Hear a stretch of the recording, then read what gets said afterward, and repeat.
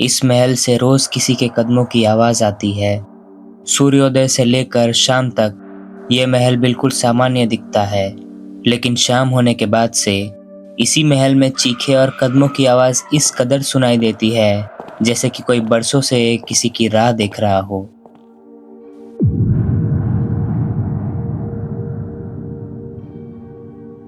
माहिष्मती एक ऐसा राज्य जिसकी हुकूमत दूर दूर तक चलती थी और सब लोग इसके आगे सर झुकाते थे। आज वही माहिष्मती वीरान पड़ी है और वहाँ चमगादड़ और चूहों के सिवाय सिर्फ एक ही आदमी रहता है, माहिष्मती का पहरेदार, जो माहिष्मती के दरवाजे पे चौबीसों घंटे रहता है और उस राजमहल की रखवाली करता है जहाँ पर कभी महाराजा विक्रम देव रहा करते थे। और वो राज्य उस समय का सबसे शक्तिशाली राज्य था, लेकिन नियति के चक्र को पलटने में समय नहीं लगता और उसी का नतीजा है कि आज ये इतना बड़ा सोने का साम्राज्य वीरान पड़ा है। 10 साल बाद अपनी माँ के गोद में सोया हुआ शिवा अपने इलाके के पास के पहाड़ों के बारे में अपनी माँ से पूछ रहा था। माँ बड़े ही प्यार से उसको पूरे पहाड़ों के बारे में बताती है, लेकिन फिर वो लड़का उस पहाड़ के बारे में पूछता है जो कि उनके घर से साफ साफ दिख रहा था। शिवा की माँ सांगा बताती है कि वो पहाड़ बिल्कुल अच्छा नहीं है और उस पहाड़ के पीछे एक ऐसा दानव रहता है जो उस पहाड़ की तरफ जाने वाले सबको देख लेता है, और इसलिए शिवा की माँ उसे मना करती है कि वो भूल कर भी उस पहाड़ के पास ना जाए। शिवा जब सुनता है कि उस पहाड़ के पीछे कोई दानव रहता है, तब वो डरने की जगह बहुत ही उत्सुक हो जाता है दानव को देखने के लिए, क्योंकि आज तक उसने दानवों की कहानियां सुनी थी अपनी माँ से, परंतु दानवों को असल में कभी नहीं देखा था। एक दिन वो 10 साल की उम्र में ही उस विशाल पहाड़ को चढ़ने की कोशिश करता है, लेकिन थोड़े ऊपर जाते ही वो नाकाम हो जाता है। दोबारा कोशिश करने के बाद उसे थोड़ी सी चोट लगती है और उसकी माता उसे ये करते हुए देख लेती है और खूब डांटती है कि मना करने के बाद भी तू क्यों आया इस पर्वत के पास। अब शिवा इस पे जवाब नहीं देता और चुपचाप चला जाता है, लेकिन उसके दिमाग में से उत्सुकता अभी गई नहीं होती, बल्कि और भी बढ़ जाती है और उसकी नज़र उस पर्वत पे ही रहती है कि मानो उसका उस पर्वत से कोई गहरा नाता हो। कुछ दिन बाद चोरों का एक झुंड जो कि परदेश से आए थे, वो लोग शिवा के कबीले में चोरी करने की कोशिश करते हैं, लेकिन सही समय पे कबीले का एक वफादार आदमी उन्हें देख लेता है और वो चोर वहीं से भाग जाते हैं। चोर लोग भागते भागते उस पर्वत के पास पहुंचते हैं और फंस जाते हैं, क्योंकि आगे जाने का कोई रास्ता नहीं होता। वो चोर लोग फिर पर्वत की दूसरी ओर भागने लगते हैं, जहां पर उन्हें एक अजीब सा रास्ता दिखता है जो कि बहुत छुपाया हुआ रास्ता लग रहा था। वो लोग उसी रास्ते में घुस जाते हैं और भागने लगते हैं। वहीं कबीले वाले उस रास्ते पे नहीं जाते और वहां से मुड़ के वापस आ जाते हैं। शिवा बोलता है कि आप लोग उनको पकड़ क्यों नहीं लेते अगर वो उस रास्ते से गए हैं तो। तभी शिवा की माँ मना करती है कि नहीं, वो रास्ता सीधा उस पर्वत के पार जाता है जहाँ पर बड़ा दानव है, इसलिए हम वहाँ पर नहीं जा सकते। अब शिवा ये सब सुनने के बाद मन ही मन काफी खुश होता है कि आखिर उसे रास्ता मिल ही गया जिससे वो उस पर्वत के उस पार की दुनिया देख सके। उसके मन में कोई भी दानव का डर नहीं होता और ना ही उसे मृत्यु का डर होता है। वहीं दूसरी तरफ वो चोर उस रास्ते से निकलकर एक अनजान लेकिन बहुत ही विशाल जगह पे पहुंच गए थे। वो जगह एकदम वीरान थी और रात के अंधेरे में तो और भी खौफनाक थी। उस अंधेरी रात में उस जगह पे सिर्फ एक ही आदमी दिखता है जो कि उस जगह के महल के पास ही खड़ा था। वो चोर लोग उससे पूछते हैं कि यहाँ पर कोई दिख क्यों नहीं रहा, क्या ये राज्य वीरान हो गया है? तभी वो आदमी कहता है कि नहीं, सब लोग सो रहे हैं। अगर तुम लोगों को कोई मदद चाहिए तो महल में जाओ, हमारे राजा तुम्हें ज़रूर मदद करेंगे। फिर उसके बाद जैसे ही वो लोग उस महल में कदम रखते हैं, तभी उस महल में से चीखने और चलने की आवाज़ें आने लगती है। कुछ ही देर में महल के अंदर से तीनों चोरों के चीखने की आवाज़ आती है और बाहर का पहरेदार बहुत ही खतरनाक तरीके से हंस रहा होता है।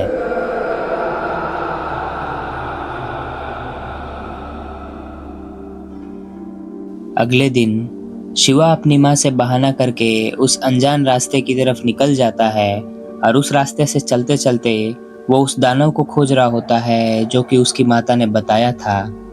रास्ते में काफी झाड़ियां और पेड़ मिलते हैं, पर वो दानव कहीं नहीं दिखता। फिर वो रास्ता खत्म करके शिवा उसी साम्राज्य में पहुंच जाता है जहां पर वो चोर आए थे। शिवा को वो दुनिया बहुत ही सुंदर और मनमोहक लगती है, क्योंकि वो दिन का समय था। पहले तो उस राज्य में चारों ओर छुप छुप के देखता है कि वहां पर सच में कोई दानव तो नहीं, लेकिन उसे कुछ भी नहीं दिखता। कुछ टाइम तक देखने के बाद उसे अंत में पहरेदार दिखता है, जो कि शिवा की तरफ ही देख रहा होता है। शिवा भी उस पहरेदार की तरफ ही बढ़ता है, ये सोचकर कि शायद ये वही दानव होगा जिसके बारे में उसकी माँ बात कर रही थी। जैसे ही शिवा उस पहरेदार की तरफ जाता है, वो पहरेदार के हाव भाव बदलने लगते हैं और वो बहुत ही गुस्से में लगता है। शिवा पहरेदार के बहुत ही नजदीक पहुंच चुका होता है, लेकिन तभी पीछे से कोई उसको पकड़ के वहां से भागने लगता है और फिर शिवा को बिल्कुल उसी जगह पे लाके छोड़ देता है जहां से वो आया था। शिवा उस आदमी का चेहरा नहीं देख पाता, क्योंकि वो आदमी ने पूरी तरह खुद को ढक लिया था। शिवा जैसे ही उस रास्ते से वापस अपने कबीले में आता है, तब उसकी माँ और उसके पिता वो देख लेते हैं और वो शिवा को बहुत डांटते हैं कि तुम उस रास्ते से क्यों गए। शिवा कोई जवाब नहीं देता और उसके माता पिता उस रास्ते को पूरी तरह से बंद करवा देते हैं हमेशा के लिए। 15 साल बाद शिवा बड़ा हो गया होता है और काफी शक्तिशाली और तेज हो गया होता है। उसके अंदर एक अद्भुत सी युद्ध कला होती है, जो कि बिना सिखाए ही उसको अपने आप आ गई थी। जैसे जैसे शिवा बड़ा होता गया, उसके मन में उस पर्वत पर चढ़ने की लालसा बहुत बढ़ती गई। बचपन में जब से वो पर्वत के पीछे गया था, तब से उसे एक खिंचाव महसूस होती है और वो रोज उस पर्वत पर चढ़ने की कोशिश करता है। एक दिन अपनी माँ से छुपकर वो फिर से पर्वत पे चढ़ता है और आखिरकार वो चढ़ने में कामयाब हो जाता है। लेकिन उस पर्वत को चढ़ने के बाद उसे पता चलता है कि उस राज्य और उसके कबीले के बीच में सिर्फ एक पर्वत नहीं था, बल्कि पहाड़ों का पूरा झुंड था और उसे और भी कई पहाड़ों को पार करके उस साम्राज्य तक पहुंचना होगा। कई पहाड़ों को पार करने के बाद उसे बहुत ही सुंदर लड़की की छवि पानी में दिखाई देती है। वो पानी एक नदी की होती है जो कि पहाड़ों से बह रही थी। उस सुंदर छवि को देख के शिवा का मन अब उस लड़की की तरफ मुड़ जाता है और वो उस लड़की की तरफ बढ़ने लगता है। उस सुंदर लड़की के चक्कर में वो सब कुछ भूल जाता है कि वो उस राज्य तक पहुंचने आया है जिसको वो इतने बरसों से देखना चाहता है। काफी समय तक घूमने के बाद उसे वो लड़की मिल जाती है, लेकिन उस लड़की को ये कोई आवारा लगता है, इसलिए वो लड़की इससे पीछा छुड़ाना चाहती है और इससे युद्ध कर लेती है। लेकिन बाद में शिवा उसके साथ दोस्ती कर लेता है और वो लड़की भी उसे पसंद करने लगती है। उस लड़की का नाम होता है अवंतिका। और जब शिवा उससे पूछता है कि तुम इन पहाड़ों के बीच जंगलों में क्या कर रही हो, तब अवंतिका बताती है कि मैं कुंतल राज्य में रहती हूँ और हमारे राज्य की महारानी देवसेना ने 27 साल पहले पहाड़ के पीछे जो साम्राज्य है उसके युवराज से शादी की थी। लेकिन 2 ही वर्षों में पता नहीं क्या हुआ कि वहां पर सब लुप्त हो गए और कोई जीवित प्राणी वहां पर दिखाई नहीं दिया। हालांकि हमारे समूह के कुछ लोगों ने अभी भी वहां पर महारानी को जीवित देखा है और हम उन्हीं को ढूंढ के वापस लाने के लिए इस पर्वत के पीछे काफी महीनों से लगे हैं। अब शिवा पूछता है कि आखिर हुआ क्या होगा वहां पर, जो कुछ ही समय में सब वहां से चले गए। क्या कोई विपदा, महामारी या भूकंप आया था? तब अवंतिका बोलती है कि पता नहीं, तब तो मेरा जन्म भी नहीं हुआ था। यहाँ तक कि मेरे कबीले के सरदार को भी नहीं पता कि ये सब क्यों और कैसे हुआ। अब शिवा अवंतिका से बोलता है कि वो भी उसकी मदद करेगा उसकी महारानी को ढूंढ के वापस लाने में, लेकिन अवंतिका उसे मना करती है ये बोलकर कि वो जगह खतरनाक हो सकती है और मैं तुम्हें खतरे में नहीं डाल सकती।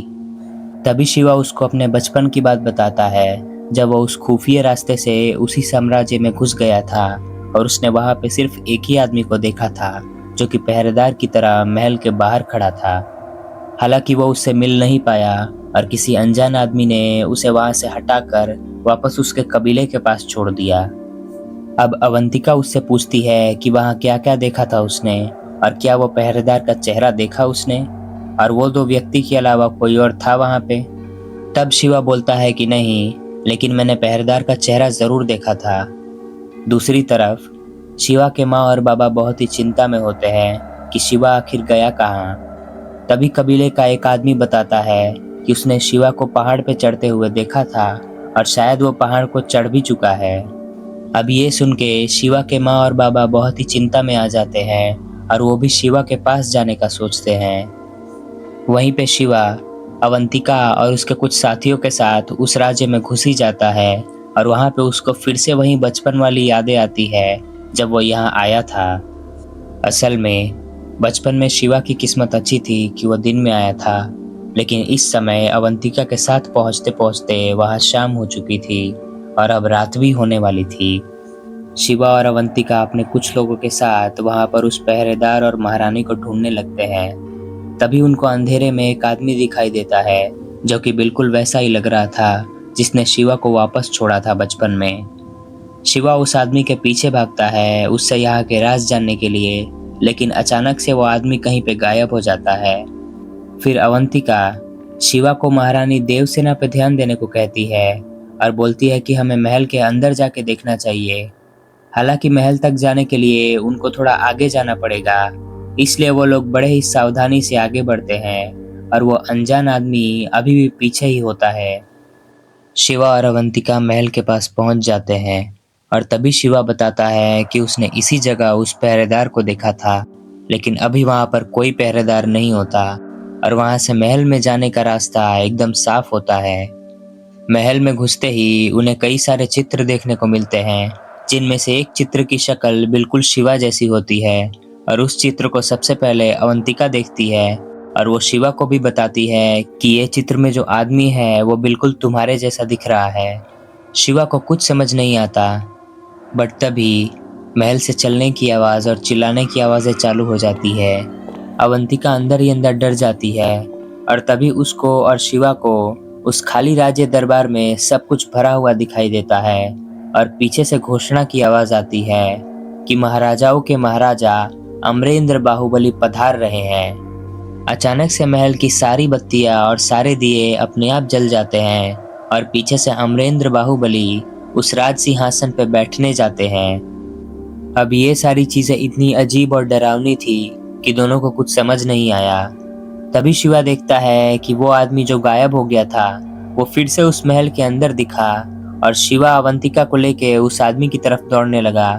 लेकिन जैसे ही शिवा उस राज्यसभा से निकलता है, सारी बत्तियां फिर से बुझ जाती है और सब कुछ अंधकार में समा जाता है। शिवा उस आदमी के पीछे दौड़ता है जो कि राज्य महल के बीच के हिस्से की तरफ भाग रहा था। भागते भागते शिवा और अवंतिका देखते हैं कि एक औरत उस महल के पिछले हिस्से में खड़ी होती है और उसके हाथ और पैर बंधे हुए होते हैं। अवंतिका शिवा को बोलती है कि उन्हें पहले उस औरत को बचाना चाहिए क्योंकि वो महारानी देवसेना लग रही है। शिवा भी अब उस आदमी का पीछा छोड़ के उस बूढ़ी औरत को उठा लेता है और अपने साथ ले जाता है। अवंतिका अपने दूसरे साथियों को आवाज लगाती है कि वो आसपास ध्यान रखे, लेकिन पीछे मुड़ के देखने पे कोई नहीं होता। अवंतिका के मन में थोड़ा और डर पैदा हो जाता है उसके साथियों के लिए, लेकिन वो और शिवा महल के बाहर निकल के सबसे पहले महारानी देवसेना को सुरक्षित रखते हैं। महल के बाहर कदम रखते ही अवंतिका को अपने साथियों की लाश मिलती है और वो ये देख के रोने लगती है। वहीं शिवा अवंतिका को रोते देख बहुत गुस्सा हो जाता है और उसी समय वो आदमी फिर से शिवा को दिखता है और शिवा को लगता है कि जरूर इसी आदमी ने हमारे साथियों को मारा होगा। शिवा तेजी से दौड़ता है और उस आदमी को पकड़ लेता है। फिर वो उस आदमी पे हमला कर देता है और उसे बहुत जोर से मारता है। वो आदमी चुपचाप खड़ा होता है और मार खा लेता है, बट फिर वो उसको रुकने के लिए बोलता है। वो बोलता है कि रुक जाओ शिवा, पहले मेरी बात सुनो। शिवा फिर भी नहीं रुकता, लेकिन तभी वो आदमी उसको एक झटके में रोक लेता है और ऐसा लगता है कि जैसे शिवा की मार का उस पर कोई असर ही नहीं हुआ हो। फिर वो बोलता है कि मैंने तुम्हारे लोगों को नहीं मारा। तब शिवा पूछता है कि तुम हमारा पीछा क्यों कर रहे थे और अपना मुंह क्यों ढक रखा है? चलो अपने मुंह से ये नकाब हटाओ और अपना चेहरा दिखाओ। अब इस पे वो आदमी अपने ऊपर से काला कपड़ा हटा लेता है और फिर अपना चेहरा दिखाता है। उसका चेहरा देख के दोनों बहुत चौंक जाते हैं। चौंकने का एकमात्र कारण यही होता है कि उस आदमी का सर कटा हुआ होता है और उस कटे हुए हालत में भी वो सर उसकी गर्दन पे ही रहता है और वो बोल भी पाता है। ये दृश्य बहुत ही डरावना होता है लेकिन शिवा बिल्कुल भी डरता नहीं है। लेकिन अवंतिका के मन में थोड़ा डर होता है, लेकिन वो उसे बाहर नहीं दिखाती। फिर शिवा पूछता है कि ये सब क्या है? तुम्हारा सर कटा हुआ है, फिर भी तुम जिंदा कैसे हो? तब वो आदमी बोलता है कि ये सब एक पाप की वजह से हुआ है जो मेरे हाथों हो गया था। फिर वो आदमी शिवा के पैर पकड़ के उससे बोलता है कि मुझे क्षमा कर देना बाहुबली, मुझे क्षमा कर देना। शिवा को कुछ समझ नहीं आता, और वही वो महारानी देवसेना सब कुछ शांति से देख रही होती है। शिवा फिर बोलता है कि तुम ये सब क्या बोल रहे हो, और मुझे बाहुबली क्यों कह रहे हो, और हमारे आदमियों को किसने मारा, जल्दी बताओ। तब वो आदमी पीछे की तरफ इशारा करके बोलता है कि तुम्हारे आदमियों को मैंने नहीं बल्कि उसने मारा है। अब शिवा पीछे मुड़ के देखता है तो वो पहरेदार खड़ा होता है, और एक बार फिर से वो बहुत ही भयानक तरीके से हंस रहा होता है।